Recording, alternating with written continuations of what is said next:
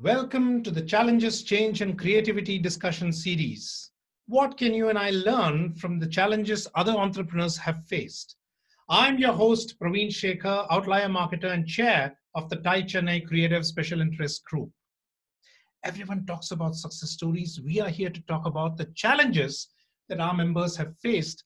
What are the changes they brought about, and what is the external creativity that keeps propelling them, fueling their ambition?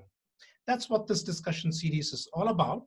Our guest today is Mala Ramachandran from Kaleidoscope, who's going to be touching upon one key aspect that all of us struggle with. How do we crack the plateau that we hit after 3-4 years of running our business? And what kind of external help that we ought to seek out? Mala Ramachandran, our guest, is a BTech in Chennai from NIT Trichy.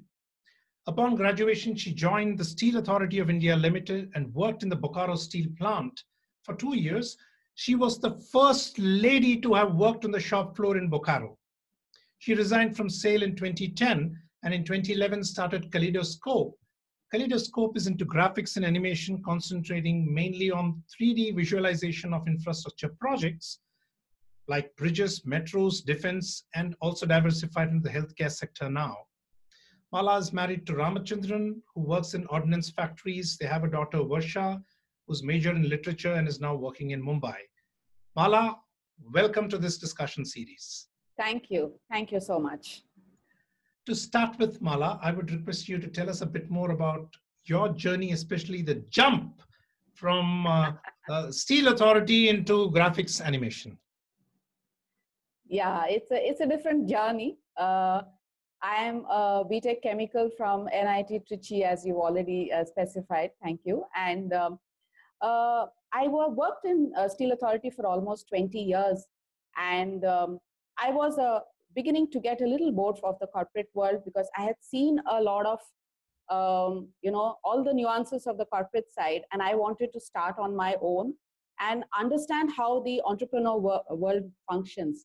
So that's how in SAIL, you cannot be, it's a public, it's a Government of India enterprise. It's a public sector unit. So you can't do both that as well as your private practice together. So I had to quit. So first I quit in 2010, and then I started on my own. And as we started, I have a partner, Satya Kumaran, who is she comes from an animation and graphics background. So for me, the specific area was not so much important as the fact that I wanted to start a firm of my own. But as we moved into the graphics side, we realized that there is an engineering sector of the infrastructure segment. There is a need for technical content in which we can pitch in much better than anybody else because of my engineering background. So that's how the combination of animation and engineering content to help infrastructure segment came in. Beautiful. Now, talking about this co-founding part, how did you go ahead and assess the need in your marketplace? What was happening was that when we started doing 3D video animation, we started with the real estate sector. And when we were doing work for the architectural segment for the real estate is when we realized that in the engineering sector, that means in the space of 3D visualization for the infrastructure segment, there was a need where creativity and engineering content had to come in together. And there were very few players in this. And we realized that we could build a team by which we could put our creativity end for doing the visualization, but also put the construction methodology of the engineering content to group together to bring it as a single output. And the customer is getting value by saving time and cost at the time of implementation because we are able to do it to scale for them. Right. So it was a 2-member founding team that you started, and from your website, I do realize it's a much larger team right now. Yeah, that's right. What was the key challenge that you faced in your business in Kaleidoscope, Mala? I would say the challenge which we faced was till the first 5 years, we were able to move with our own steam. We were able to move with our own knowledge and skill and our ability because I had an experience of 20 years. My partner had an experience of 12 to 13 years. Put together, we were able to bring the company to a certain stage in 5 years. But after that, we were feeling that we were stagnating. For 3 continuous years, we had the same turnover. So that's when we realized that whatever ability that we are having, whatever skill set that we are having, is only we can bring the company to this level. So we did need to reach out. We had to take an external coach and, understand that only this much can be done with our own ability. If we need to move to the next level, if we need to break the plateau and scale up, then we need to do something different than what we already are doing. Beautiful. There's this book that what got you here won't get you there. I think you've embodied. Now, before we jump into what the coach did, what did you and the co-founder discuss? How did you arrive at and accept that you need an external assistance, Mala? Great question. Thank you for asking that. See, what happened was we were discussing continuously as to what exactly where we were going wrong. That 3 consecutive years we were at a plateau because we were doing the same thing as what we were doing earlier. So it's when we were discussing, we realized that we are not really having any fresh ideas, or we are not really having any fresh methodology of how to go about it. And to be very honest, we had this discussion with a lot of people outside as well as to how they had done in their forum. We were also a part of a networking platform where we discussed this with various people. And they said, you have to find out new methods. You have to, do new methods. You have to invent and be proactive and creative about it. But we couldn't really understand how we go about it without anybody else helping us or anybody else, coming to our, I would say, rescue. So that's when both of us decided. And fortunately, we attended a leadership training program in which we realized that you do need an external. Then we were discussing, even your cricketers, if you take, or you take anybody from the other fields also, everybody, even when they're doing well, they're having a coach from outside. So there must be some reason that a person is having a coach or an external factor. So that's when we discussed and we said it's better that we take a coach and we move forward rather than going along with us. To me, that displays tremendous maturity. How did you do the dating part, Mala? I'm very curious to know how you decided on that particular coach whom you went with. Oh, that. Okay. We attended the program. In fact, the first time the program was attended by me, it was a 3-day program. Actually, the coach's name is Rajiv Talreja. He runs a company called Quantum Leap from Bangalore. And I attended the 3-day program in Chennai. And I realized that the content that he's putting forward was exactly what we were looking for. And the entire course was a 1.5 years course subsequent to that 3-day program. So what I did was I got my partner Satya to subsequently again attend the 3-day program to understand whether she and me feel the same way about it, whether we need to go in for that entire 1.5 years of the course. Because it was a very tedious course wherein you need to continue to do your existing work the way that you are doing and do what the coaches are telling you to do in addition, so that you are able to leap forward and move to the next level. So Satya and me, Satya is my partner, we discussed after she attended the program also that we need to go into it together and we need to take the whole team along with us and make them understand what is the need for this, because we had to put systems in place. We needed a process. We needed a second line of leaders. So there was a lot of requirement as far as the firm was concerned. We were about 7 or 8 at that point. Now we are about 15 to 18 team now, almost double. And to be honest, we have tripled our turnover from what we were at that point. So we realized after attending the program that this is what it is for us to take it and move forward. Brilliant. So it was the training introduction that you liked, and then you had your founder also attend to see if both of you are synced in, and then you took him on to triple your revenues. Yeah. How was the uptick inside your company? how did you implement some of the learnings and pass it on to your team? Nice. Actually, the whole course, if you take the 1-year course or the 1 year taking forward, although it was the two of us who had attended, we had to sit with our team at every step and get the whole team aligned with what we are planning to do and take it forward. Because unless the team is aligned with us and what we are doing, it was very difficult for us to implement all the systems and processes. So we realized that the team had to be brought in cohesively, brought in along with the two of us in the same thinking, because more than the system and process, it's the mindset or the thinking which has to change from level X to level Y, wherein if you need to move from X to Y, you need to put your processes and systems in place. You need to develop the next line of leaders.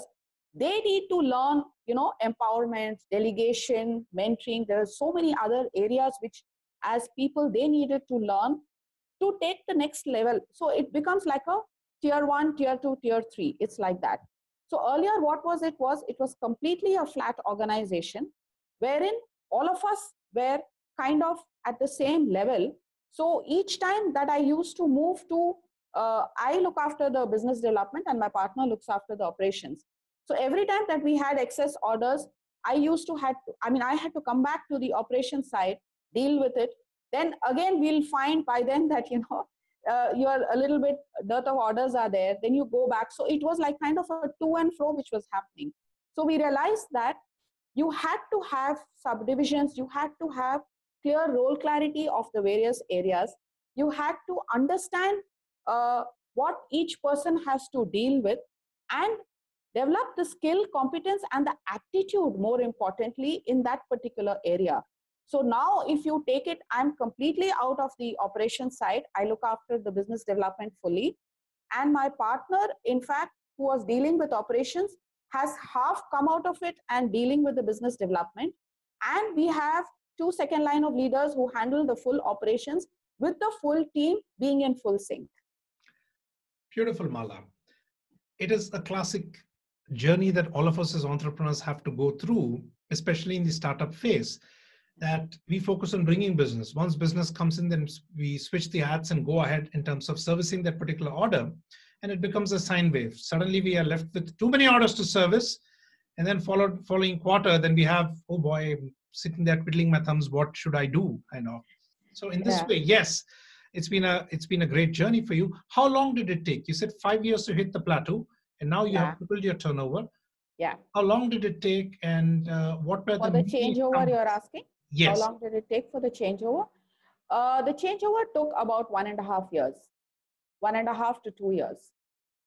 Wherein because it's a slow process. What happens is that if you need to do a physical product, it's much easier. We are in the service industry, so it's the manpower which had to be brought in, and the mindset of the manpower had to be slowly transformed.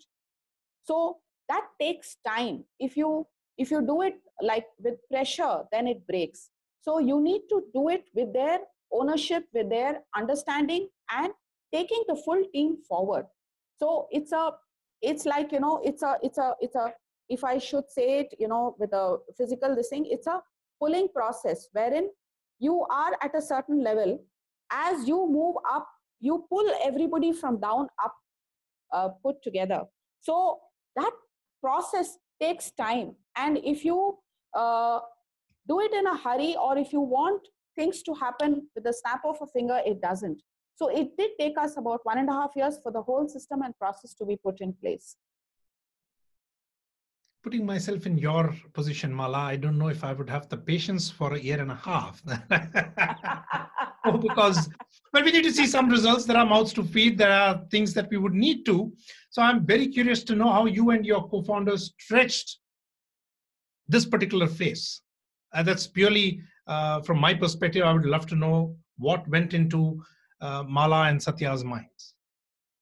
Yeah, in fact, to be very honest, there were times when we used to think, I hope we are doing the right thing.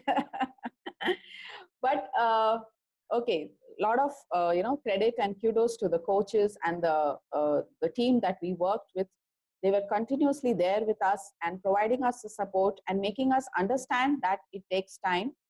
And the main thing which we were taught is that progress is the key. So if you need to be there, then you need to slowly progress and understand from where to where you're coming in. So in the first year, probably, when we started seeing results was after about 6 to 8 months. It took us about 6 months for us to understand that these are, providing results.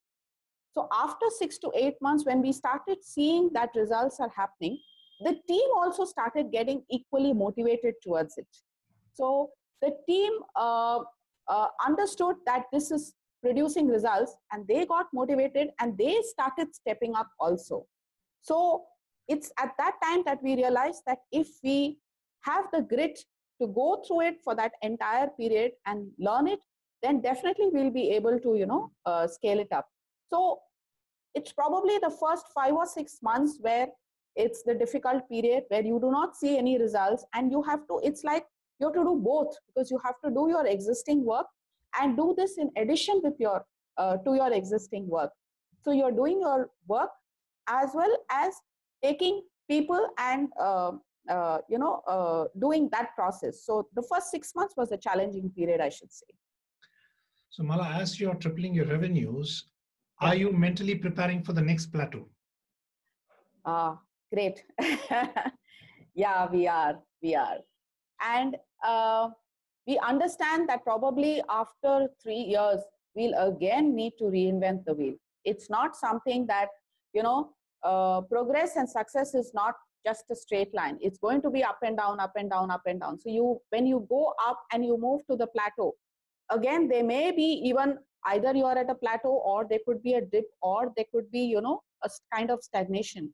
So at each point where we see for probably 1.5 or 2 consecutive years where we see a kind of a plateau, we need to probably this time we will be quicker to understand the plateau and go about it because of our previous learning experience. That is brilliant. To me, the key learning here is you've addressed the cause, not the symptoms. The people not being motivated, numbers not coming in, the cyclical nature of business development versus servicing. To me, in one stroke, you've identified the cause and found a cure rather than just addressing the symptoms that 99% of the entrepreneurs, including myself, are guilty of from time to time. Not at all. This is a brilliant challenge and a brilliant learning here. Thank you very much for that, Mala. Now, switching gears into what does Mala do when she's not with Kaleidoscope? Great. Mala basically reads books, and Mala likes to travel, and Mala likes to play TT, but playing TT has become much lesser now compared to what it was earlier days. And now it's more of, reading books which are probably more towards inner development of myself as an individual, and both health-wise and mentally. So I read more of books which will keep me engaged internally, and probably more of self-learning and self-development rather than any other area. Because earlier I used to read any kind of books, now it's more towards that. A different question here. Was it your love for books that caught on to Varsha, your daughter, who went to graduate in literature, or was it the other way around? She actually has a flair for reading right from small, but both my husband and myself love to read, and probably maybe genetically somewhere it may have got rubbed on to her. And she loved to read books even as a child. And in fact, when she was in class 1, her English teacher actually told me during the parent teacher that please ensure that she pursues English because she's very good in English. Now, you did mention the kind of books that you love reading now. Which is the book that has touched you the most that you would want to recommend to me and the other viewers and listeners here of this discussion? Okay. if it's on the learning and the development side, probably you may have read it, The Secret, Rhonda Byrne. Yeah, you've read the book. Okay.